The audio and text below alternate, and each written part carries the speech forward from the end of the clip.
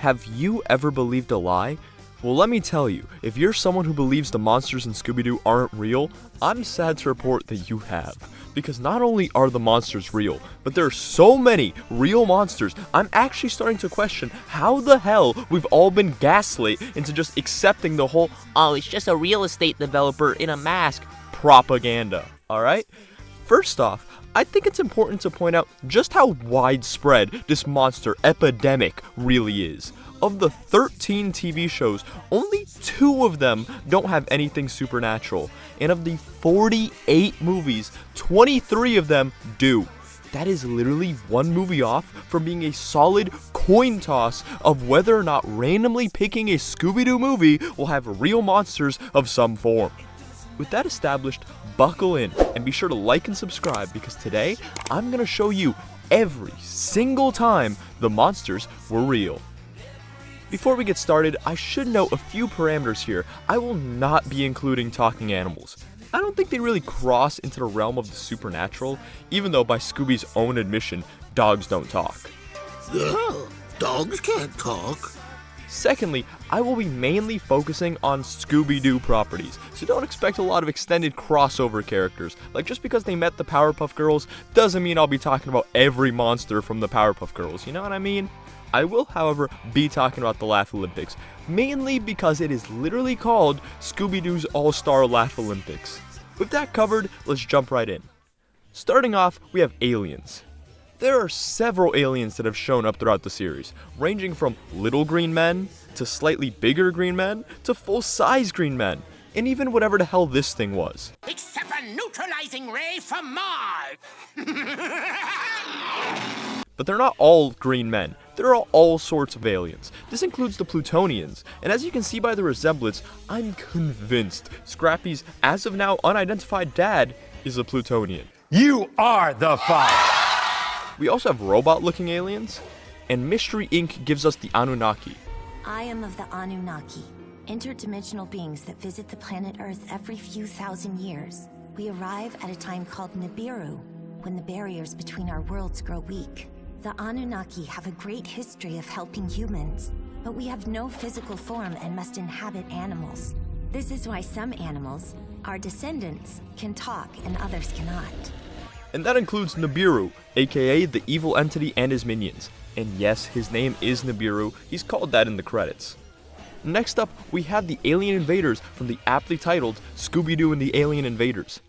Not to mention that in the Scooby Doo Kiss movie, we find out that the members of Kiss are superpowered extra-dimensional beings, and then they fight these weird giant monsters before revealing there's a whole species of Kiss people. This movie is wild.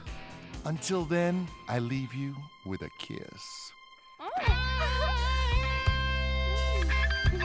I think she'd settle for a handshake. And creepy.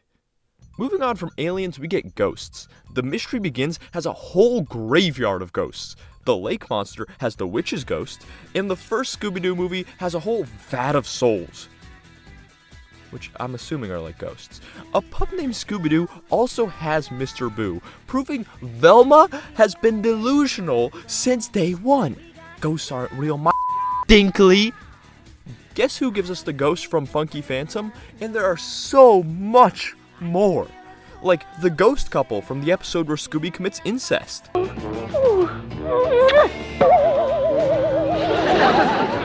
Okay, technically it was his other cousin that appeared in the episode with the ghosts, but I just really wanted to mention that happened. Anyways, there's a skeleton ghost, an army of invisible bathroom-using ghosts. Moan and Myrtle about to have some company, you know what I'm saying? She about to live up to her nickname. We also have not one, but 2 pirate ghosts. You think they know each other? And 4 ghosts that live under a bed. But why? On a more personal note, Velma features the ghost of Velma herself, as well as the Black Knight and Fred's serial-killing mom. Fred really cannot catch a break, man. It really be Fred's parents try not to be evil challenge level impossible. Staying in the family, we have Shaggy's ancestor and Scooby's great-grandpa. And I'll take the time to mention that Scooby's great-grandpa is a Civil War hero. But which side? I don't know. I mean, for the record, Shaggy's uncle was canonically a Confederate soldier. And the Doos and the Rogers are almost always associated, like they go way back. Which also brings the questions like, how does this whole ownership thing work, right? Like we see these dogs can own houses and they live in their own city, Dooville, and yet they're still owned by humans and such. So I don't know, man. It just seems wrong, especially when you put in the context that a member of the Rogers family fought for slavery. And speaking of slavery, more Confederate ghosts. Also in that movie, we get the ghost of Morgan Moonscar. Moving on, we get the titular Blue Brothers and their entire extended family. And we also have the Ghost Kid from Scooby Natural. Here, we get the ghost of Friar Sarah from Mystery Inc. The donkey never tried to help save the town, but to destroy it. And the video games give us a couple ghosts too. There's one at the end of First Frights, and the rest were from Mystery Mayhem, and were created using the Tome of Doom. And we finish off the list with the Witch's Ghost from the aptly titled Witch's Ghost. But even without ghosts, we still get things like haunted houses.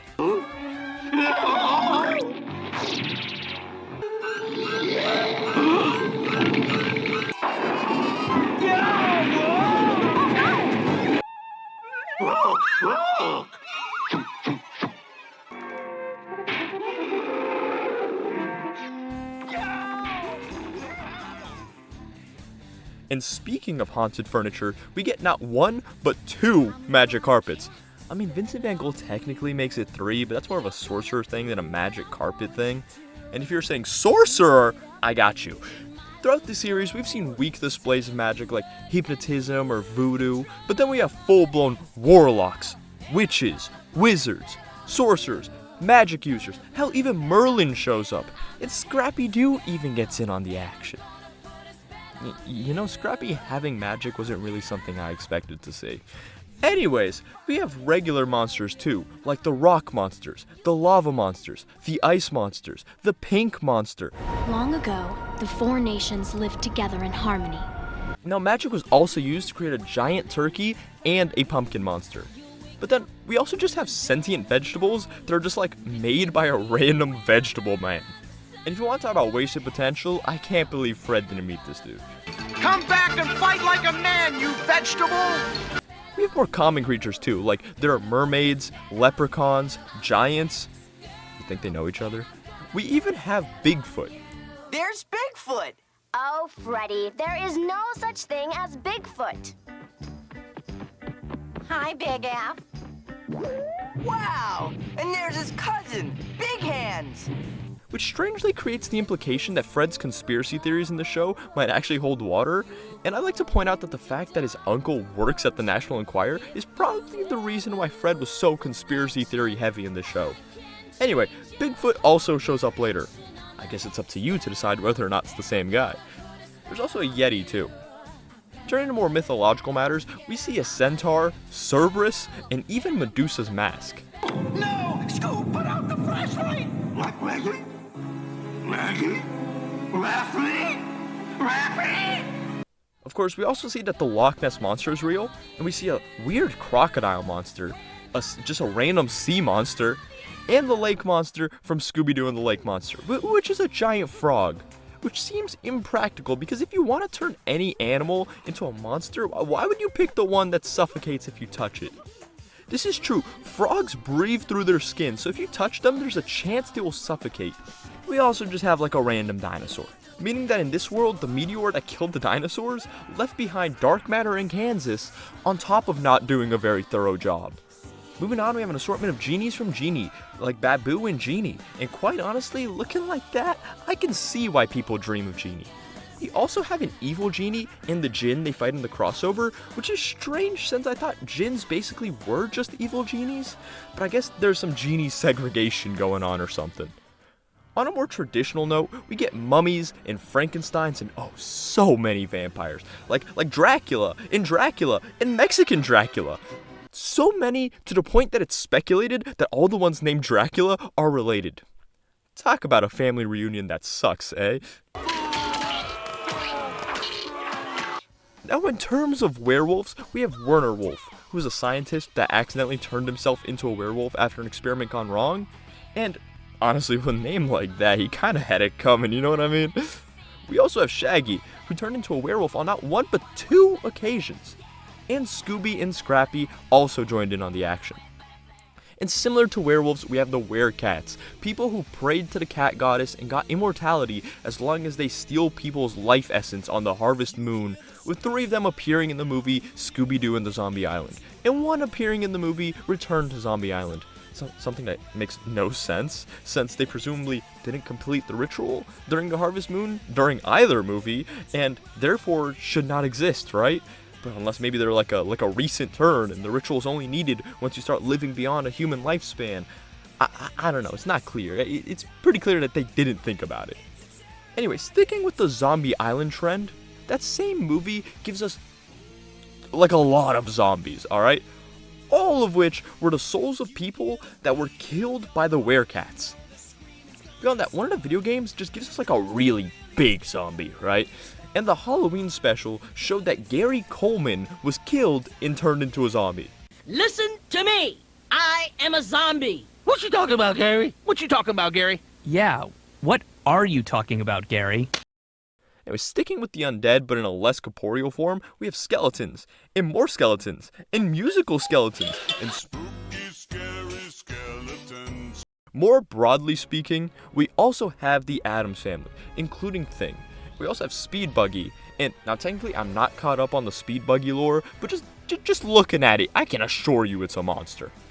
From this point forward though, I'm going to be talking about episodes or movies that featured multiple monsters instead, like the episode where Dracula and his wife have a werewolf son, or the episode where Dracula's Halloween party that featured like numerous monsters like Dracula, his wife, the Wolfman, Frankenstein, a mummy, a gill man, Invisible Man, and Chandra the Witch, who's working as a stage performer.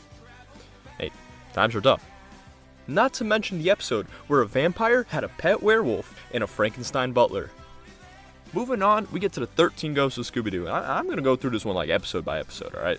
Episode 1 gives us the sorcerer Vincent Van Gogh, as well as the 2 reoccurring ghosts, Weird and Bogle.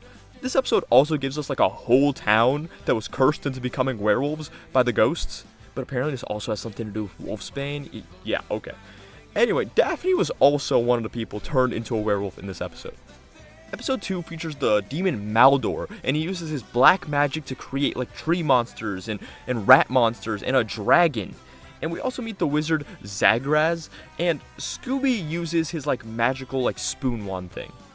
Episode 3 has Morbia as well as her shadow monster, spider monster, and just the monster army in general. Episode 4 had Reflector Spectre, the ghost in the mirror. Episode 5 had Zomba the Ghost with the power to suck them into the TV, as well as Frankendew at the end. Episode 6 had the ghost ship full of ghosts who died in the Bermuda Triangle. They're all ghosts! As well as the Cyclone Demon. Episode 7 features a Warlock convention, which Vincent Van Gogh wins, by the way, and then Nikara shows up and raises an army of ghosts. Episode 8 has Marcella, who gives 3 girls a spell book, turning them into witches. And there's also whatever the hell this thing is. It's simultaneously cute, but it's also nightmare fuel. Kind of like a Furby. Episode 9 has Time Slime and his time travel scepter. Episode 10 has Demondo. Episode 11 has Rancor, as well as Saps, a group which consists of a bunch of red demons and a floating head. Episode 12 has Professor Phantasmo and his 2 monsters, and episode 13 has Cymbaloo, 3 random monsters and 3 random ghosts. Finally, the movie Scooby Doo and the 13th Ghost reveals the 13th Ghost as Mondius, who is also an ancestor of Vincent Van Gogh. Moving on from the shows to the comics, the Charleston comics has quite a few monsters, mainly ghosts. And the main comics feature a variety of monsters from aliens to yetis to the ghastly family of monsters.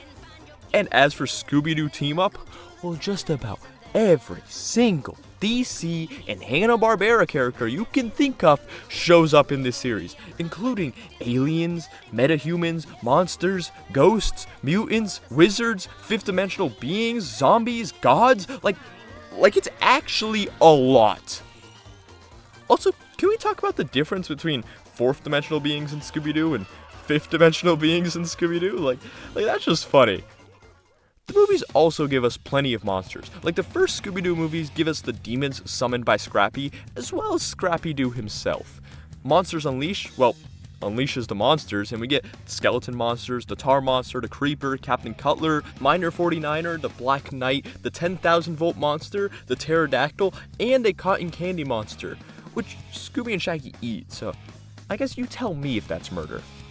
Here we also get to the classics like Ghoul School with Revolta and her plant monster and giant bat. We also get Matches the Dragon, as well as the Ghoul School girls and their respective monster fathers, not to mention the new batch of students at the end of the movie.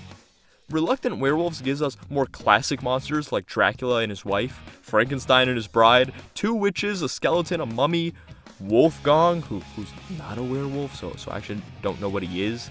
There's a man-eating plant, an ape monster, a tar monster, a webman, a dragonfly monster, Jekyll and Snide, which is clearly just Jekyll and Hyde, but not Mr. Hyde, we'll get to that, a ghost and a rooster monster, the henchmen's Crunch and Brunch, and finally, Swamp Thing, which is interesting since DC characters exist, so do you think this is the Scooby Doo version of Swamp Thing? Like, is this Alec Holland? Moving on, What's New Scooby Doo gives us a coral creature, whatever the hell was going on with this cat, and the uber powerful Black Samurai, and also a dragon. One that wasn't just a statue brought to life, by the way. Finally, What's New Scooby Doo gives us the Goblin King movie, which features the titular Goblin King and his goblin army, as well as fairies, headless horsemen, skeletons, witches, pumpkin monsters, and oh yeah, every single monster you have ever seen. Dracula's, Frankenstein's, creepers, Medusas, there's literally too many to list. They are all here. This movie also has Scooby turn into a goblin, Freddy into a vampire, Daphne into a witch, Velma into a werewolf, meaning every member of the gang has turned into a werewolf except Fred. I mean, even Scrappy was a werewolf. Hell, Shaggy was a werewolf twice. And him being left out really emphasizes that he's the only member of the gang who's never had his name in the title of anything. And while I'm on the topic, let's also go into the hierarchy of top billings, with Shaggy over Scooby and Scooby over Scrappy, and Daphne over Velma. So who really has top billing in the gang? Is it Shaggy, Daphne, or Fred? I don't know, leave a comment with what you think. Anyway, finally, I feel like I should mention Santa Claus is real. But yeah, now that we've gone through just about every monster in the franchise, I would like to take the time to get to the bottom of where all these monsters come from. I feel like aliens are self-explanatory, so I'm just going to skip past that. And I feel like magic is just something we kind of just got to accept, right? But for the rest of the monsters, there are several possible explanations. First off, science. Yes, science! Science can be used, or more aptly put, misused, in abundance of ways to be able to create monsters. In the second live-action movie, Shaggy and Scooby take random potions and turn into like a weird eyeball monster and a Tasmanian devil, which may also have further implications for the Looney Tunes in the Scooby Doo universe. I'm just gonna pretend I didn't see that. And along the same lines, the Hyde gas is a gas used by the Dynamite villain who's able to turn people into Mr. Hyde by exposing them to this gas. Monsters can also be achieved through a monster ray, which as you may have guessed is a ray that turns people into monsters. And playing along these lines of using science to create monsters, we get our very own Velma Dinkley, who used her nanites to turn the entire population of the world into monsters, directly making her responsible for genocide. I want to make that abundantly clear, like, so many people died, and I feel that Velma causing the apocalypse is something that's not talked about enough. Yeah, so as you can probably guess, that's where all the monsters from Scooby-Doo Apocalypse come from. More pertinent to the topic at hand, however, nanites being used to create monsters also tracks with what we've been able to see, since in Scooby-Doo Get a Clue, we see nanites being used to give people superpowers. This show also used technology to have monsters from a movie come to life, which is something we also see with the Phantom virus in Cyberchase. Of course, you could just genetically engineer a monster, such as the Herd in Mystery Incorporated, which were like piranha bowl creatures things created by Professor Pericles, which destroyed the town, and, for the record, killed so many people. Like another mass murder that I feel is overlooked. Look, there's a reason they locked this bird up like he was Magneto in X-Men, alright? Bros got a body count. Speaking of genetically created killing machines, let's not forget to mention Scrappy Doo, who's a menace in the Velma show. And before you tell me, Scrappy Doo's not a monster, you said you weren't mentioning talking animals. You mean to tell me you wouldn't freak out if you saw this thing coming towards you in the streets? They hit it with an RPG, for Pete's sake. Continuing on to more extraterrestrial origins, in the crossover movie Scooby Doo meets Courage the Cowardly Dog, they discovered that the reason there is so much strangeness in Nowhere is because of the effects of the dark matter exuding off the meteor that killed the dinosaurs. A meteor that Nowhere happens to be directly on top of. Moving on from dark matter, we arrive at black magic. And it is here that we finally get to, by and large, the actual reason behind the creations of, so many monsters. Since way back in the Scooby Doo show, we see our first instance of black magic creating monsters. And as recently as the Velma Halloween special, we see magic being used to create zombies.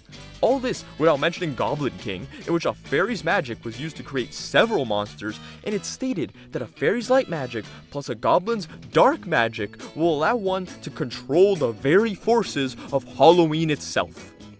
And as a final piece of evidence, we have the Reluctant Werewolf movie, in which Shaggy, after getting turned into a werewolf by the moon, turns back to normal after saying an incantation. Oogly boogly, wobbly why? No more a werewolf am I. I'm gonna be a normal guy.